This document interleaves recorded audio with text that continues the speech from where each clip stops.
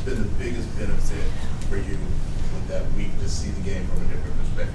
Yeah, it's, again, just being able to be in a different perspective and being able to learn as much as I can from the sidelines. It was just a good perspective to have, and that's just something that's been a point of emphasis for us as a team. Obviously, not having the start we want, so we have to emphasize things. We have to improve, and urgency, control, making sure we're executing, and that starts in walkthrough, starts in practice. So that's really just been a point of emphasis for everyone. And as the quarterback and as a leader, I have to go in and make sure that I go and try to lead just like everyone else is. I was just trying to do my part in that, and I feel like, as a whole, we've improved in that, but we have to keep doing it. Bryce, you dealt with an injury last year and had to miss a game. What did you learn from that experience that you put into this experience in week 3? Yeah, that whether if you're missing a practice, you're missing a game, it's not just a mental break. It's not just all right, I'm just watching as a fan. You still try to play the game from the sidelines. You still try to do everything you can to help the team, do everything you can to help. In this case, to help Andy and to just try to communicate as much as possible, and then throughout the week, still go through the same preparation, still look through and watch the same amount of stuff just to keep yourself in that routine. So just being consistent and making sure that even though I wasn't able to play, still was able to get something out of the week. Bryce, do you know when you were injured against the Saints? No, I'm honestly, no. Was it something that after the game, when did you first feel like you were hurt? Yeah, after the game was, kind of when it all came about. And any thought that turf may have contributed? No, I haven't thought about that at all. Can you describe just the pain? Because when we watch you walking out there's no limp. So is this a situational situation where if you turn one way, that's when it starts to feel pain? What was that pain like? It's just, it's a part of the game. It's a part of it. And for me, it was just listening to the training staff. They obviously they know all the. I try to do everything I can to know the football side, and I'm just in the same way that they know. They know the body, they know the medical side of it. So that was just the decision that was made. I trust them. I know it was the right thing.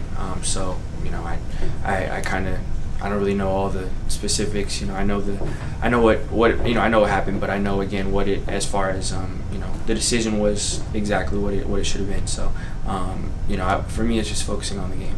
Right. So there was a lot of you had a bunch of chunk plays last week with Andy at quarterback. Is there anything you picked up on that maybe you can use going forward? Yeah, doing a great job of finding them and executing, and great calls as well. And I think again as a whole, just the unit offensively did some great things.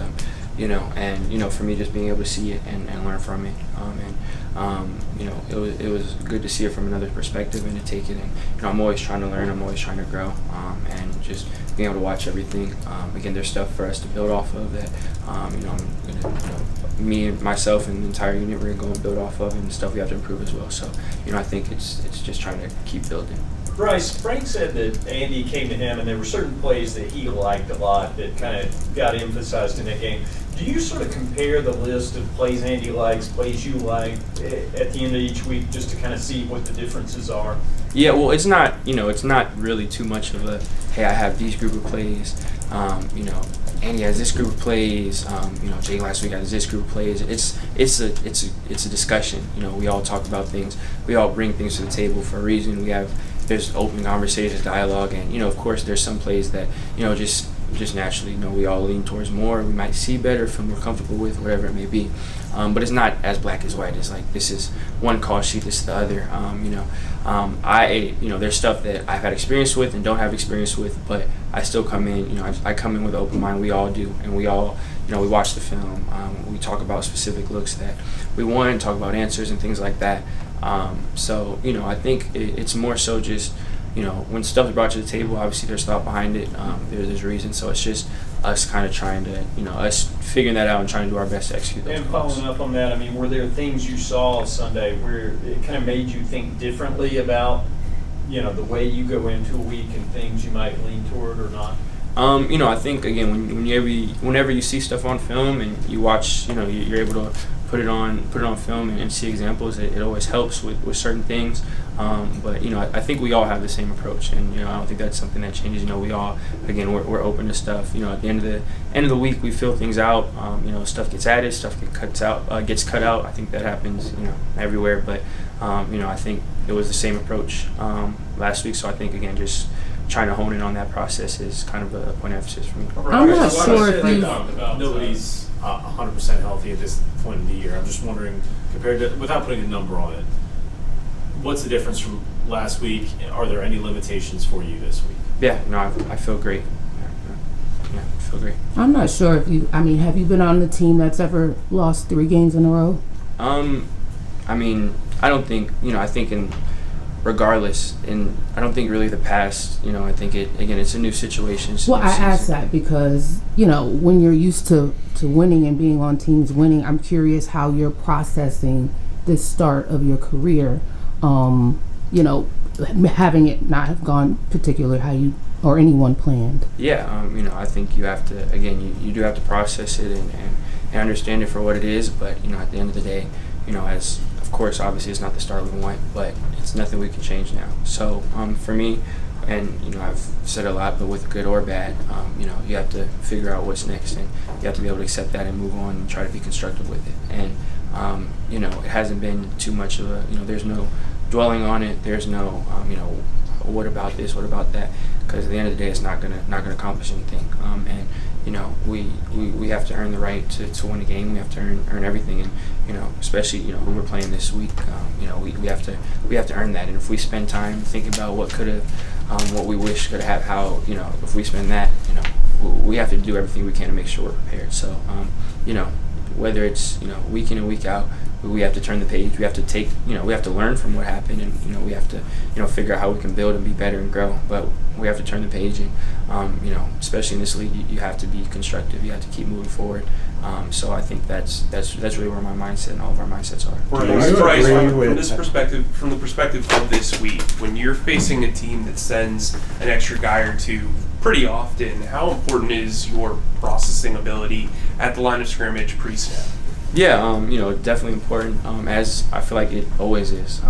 That's a big part of the position, in my opinion. Processing, being able to see stuff, and that's something also that I lean a lot on my coaches with and teammates. And again, we meet for a while, we talk about things, and just being able to lean on the stuff we're looking for, what we're trying to see, what we're trying to do, what we're trying to accomplish and execute.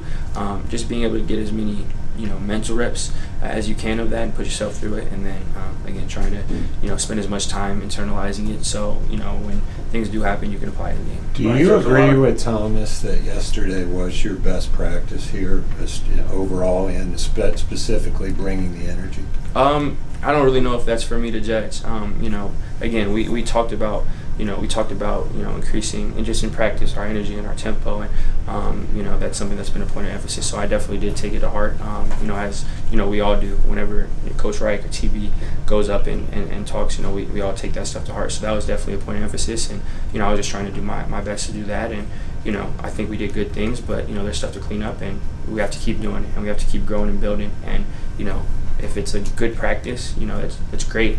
But that doesn't mean anything. It doesn't entitle you to anything, and you can't hang your hat off for good practice. You have to keep building. So I don't know if it's for me to decide that, but it's definitely something that we want to keep building on. Bryce, a lot of questions about your durability during the draft process. How does that potentially drive you to come back so fast from an injury, so that can't be used against you? Yeah, it doesn't drive me at all. Again, good or bad, what people are going to say, it's out of my control. Everyone, people are going to have opinions, good and bad, and I think, again, that's the beauty of sports. It's great. We get to have conversations, and people that are passionate and care get to express that. But for me, I can't control that. It's not something I think about. Ultimately, I care about the opinions of the people in this building. I care about, my teammates and coaches, and I trust everyone here.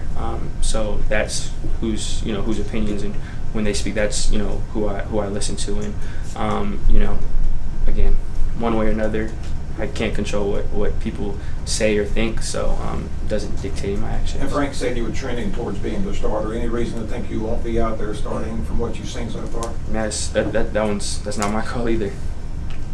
Bryce, you've gotten to know Adam Thielen over the last few months.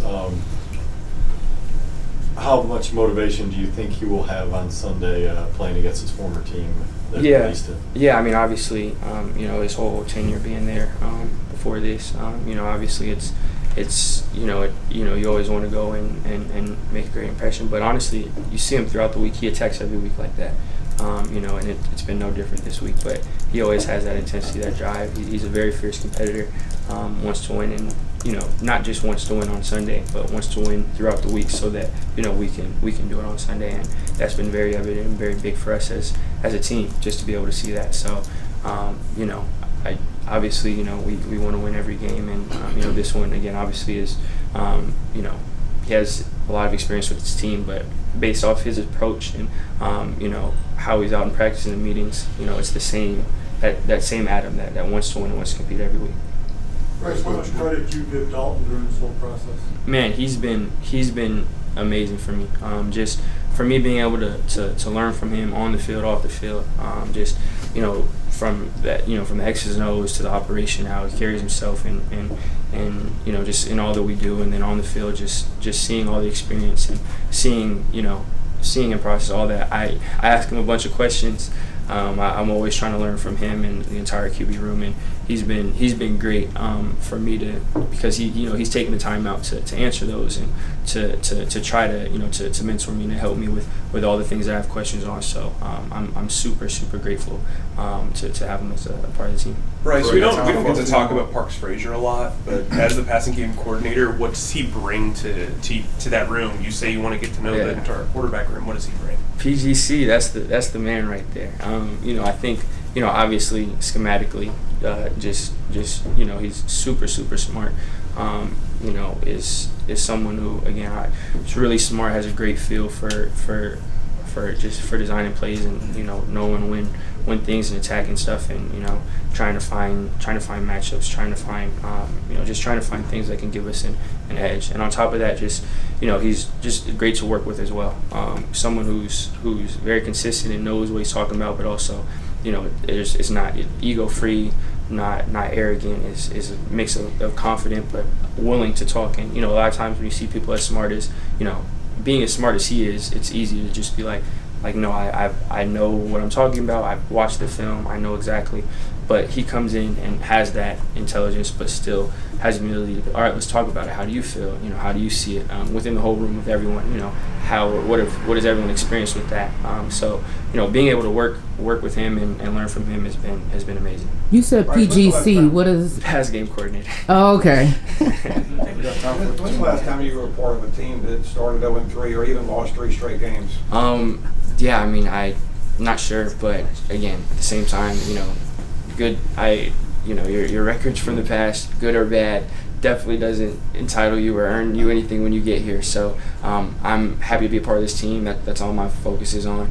And of course, it's not the start we want, but again, it's where we're at. So we have to earn the right to dig our way out of that. And really, that's where our focus is. So is the answer really never? I can think of high school and college, so I can't really think past that, honestly. We'll finish up with Mike. Bryce, but get back to Adam Thielen and his contributions. You've already credited Andy with being a key mentor for you.